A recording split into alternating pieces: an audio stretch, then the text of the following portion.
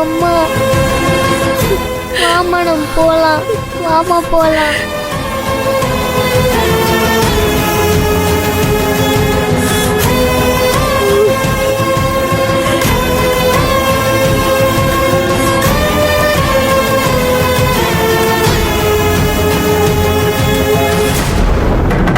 வாமா போலாம்.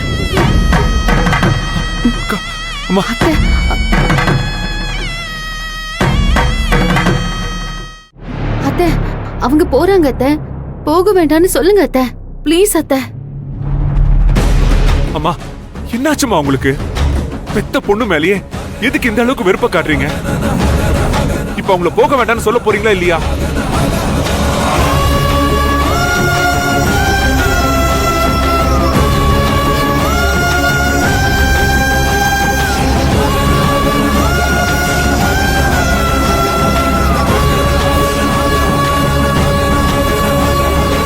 சொல்லுங்கம்மா.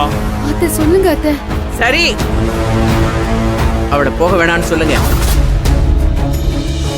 அக்கா உள்ள வா அக்கா.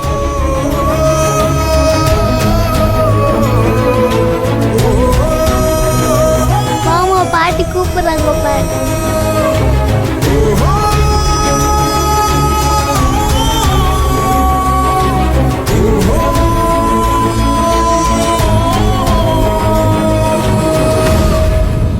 பாட்டி, அம்மாவை வீட்டுக்குள்ள கூப்பிட்டதுக்கு தேங்க்ஸ் பாட்டி. அம்மா என்ன மன்னிச்சிருமா. செல்வம், இவளை என்னால மன்னிக்கவே முடியாது. மதிக்காக தான் இவளை வீட்டுக்குள்ள சேர்த்திருக்கேன். இனி இந்த வீட்டுல இவ ஏன் பொண்ணா இல்ல, மதியோட அம்மாவா இருந்துட்டு போட்டோம். ஆனா அவ உள்ள போறதுக்கு முன்னாடி என்னோட ஒரு கேள்விக்கு பதில் சொல்லிட்டு தான் போகணும். அந்த பதில் உண்மையான பதிலா இருக்கணும். கேளுமா. உள்ளத்தாச்சியா வந்து நின்னப்போ செல்வன் தான் இவளுக்கு அடைக்கலம் கொடுத்தான். மகா செல்வத்தோட உயிரையே காப்பாத்திருக்கா. இவ பொண்ண தம் பொண்ணா நினைச்சு வளர்க்கறா. ஆனா இவ மகாவையும் மகாவோட குடும்பத்தையும் எல்லாரும் முன்னாடியும் பல தடவை மட்டம் தட்டி பேசிருக்கா. அப்படி இருந்தும் மகா அதை பெருசா எடுத்துக்காம அண்ணி அண்ணின்னு இவகிட்ட எவ்வளவோ அன்பா இருந்திருக்கா. இவ்வளவு பெரிய துரோகத்தை பண்ணினதுக்கு அப்புறமும் திரும்பவும் இவளை தேடி பிடிச்சு இந்த வீட்டுக்குள்ள கூட்டிட்டு வரணும்னு துடியா துடிச்சது மகாவும் செல்வமும் தான். இதோ இவ இங்க நிக்கிறான்னா அதுக்கு காரணம் மகா. இப்படிப்பட்டவங்களுக்கு துரோகம் பண்ணவும் அவங்க முதுகுல குத்தவும் எப்படி இவளுக்கு மனசு வந்தது?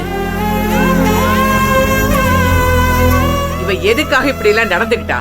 அதுக்கான பதில் எனக்கு தெரிஞ்சாகணும். பதில சொல்லிட்டு அவளை உள்ள போ சொல்லுங்க.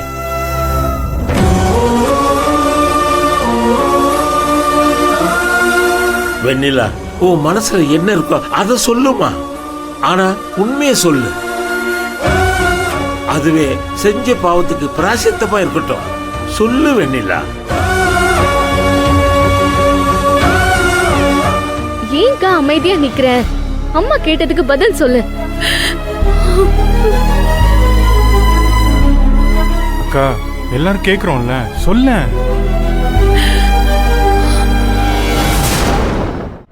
கல்யாணத்துக்கு முன்னாடி வரைக்கும் செல்வம் என் மேலையும் என் பொண்ணு மேலையும் அவ்வளோ பிரியமா இருப்பான். ஆனா கல்யாணத்துக்கு அப்புறம் எங்க மேல இருந்த அக்கறையும் பிரியமும் அவன் பொண்டாட்டி பக்கம் போயிடுச்சு. அப்புறம் அம்மாக்கு அப்புறமா இந்த வீட்டோட அதிகாரம் என் கையில இருந்தது. என் மேல உங்க எல்லாருக்கும் ஒரு பயமும் மரியாதையும் இருந்துச்சு. நான் சொன்னா எதுவா இருந்தாலும் அப்படியே தட்டாம செய்வீங்க. ஆனா மகா எப்போ இந்த வீட்டுக்கு வந்தாலோ என் கையில இருந்த அதிகாரம் எல்லாம் என் கை நழுவி போயிடுச்சு. நான் என்ன சொன்னாலும் கேட்டவங்க மகா வந்ததுக்கு அப்புறம் அவ பேச்சுக்கு தான் மரியாதை கொடுத்தாங்க. அதான் ஒரு கட்டத்துல எனக்கு அப்படியே அவ மேல ஒரு வெறுப்பா மாறிடுச்சு. அதனாலதான் மகாவை இந்த வீட்டுல வாழ விடக்கூடாதுன்னு வீட்டை விட்டு அவளை விரட்டி அடிக்கணுங்கிற அளவுக்கு அந்த வெறுப்பு அதிகமாயிடுச்சு. அதுக்கப்புறமா இவ கார்மெண்ட்ஸ் கம்பெனிக்கு முதலாளி ஆக போறான்னு தெரிஞ்சது. இந்த வீட்டோட மொத்த அதிகாரமும் மகா கைக்கு போயிடுமோன்னு பயந்த. அதனாலதான் மகா கார்மெண்ட்ஸ் வாங்க கூடாதுன்னு அஸ்வினுக்கு தேவையான உதவிகள் எல்லாம் பண்ண. ஆனா அந்த பாவி என் தம்பிய கொல்ற அளவுக்கு போவான்னு நான் நினைச்சு கூட பார்க்கலம்மா. நிஜமாமா. அவன் என்னடானா தான் அப்பாவே கொன்னு அந்த பழிய என் தம்பி மேல போட்டு பாவம் செல்வம் படாத கஷ்டம் எல்லாம் பட்டுட்டான். இந்த அஸ்வின் இவ்வளவு மோசமானவன்னு தெரிஞ்சிருந்தா சத்தியமா அவனுக்கு நான் உதவி பண்ணிருக்க மாட்டேம்மா. எல்லாம் முடிஞ்சு போச்சு. எதுக்கு தம்பியோட பணத்தை விட்டு வைப்பானேன்னு தான் அவனை பாக்குறதுக்கு நான் ஜெயிலுக்கு போனேன். மகாங்கிற ஒரு நல்ல பொண்ணுக்கு கெடுதல் நினைச்சதுக்கு நான் மட்டும் இல்ல, நம்ம குடும்பம் மொத்தமும் ரொம்ப கஷ்டப்பட்டுருச்சு. நான் தான் பாவே. அக்கா தப்பு பண்ணவ திருந்தி மன்னிப்பு கேட்கணும்ல. மன்னிப்பு கேட்டுட்டு உள்ள போ சொல்லுங்க. சரிம்மா, என்ன மன்னிச்சிரு.